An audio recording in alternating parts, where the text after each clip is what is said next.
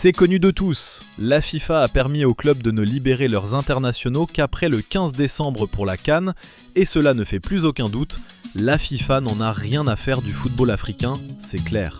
Initialement, après avoir reçu la nouvelle il y a plusieurs jours, nous avons décidé de ne pas faire de vidéo sur le sujet car, encore une fois comme d'habitude, la FIFA a choisi l'option facile, se ranger du côté du plus fort. Et l'Afrique a payé les pots cassés cette fois. Mais on a décidé de changer d'avis après avoir visionné la cérémonie du tirage au sort de la Coupe du Monde 2026, car on a été choqués de réaliser à quel point Gianni Infantino était prêt à tout pour satisfaire ses ambitions.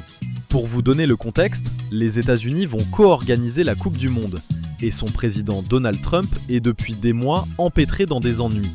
D'un côté, sa politique étrangère est très critiquée à l'international, et de l'autre, le scandale Epstein impliquant des mineurs continue de salir son image.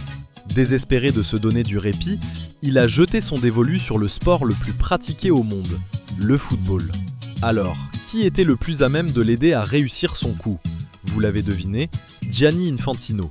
En juin dernier, ce dernier avait déjà repoussé la CAN en faveur de la Coupe du Monde des clubs, qui a clairement été un succès financier et qui a, par la même occasion, attiré l'attention sur Trump et la mise en lumière.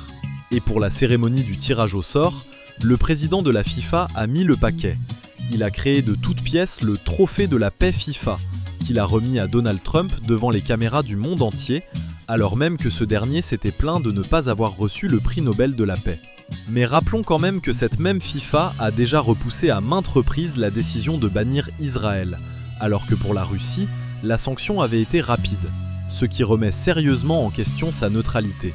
Alors, si ses prédécesseurs essayaient au moins de rester discrets, Gianni Infantino, lui, n'a aucun problème à montrer ouvertement que ses intérêts personnels passent avant tout.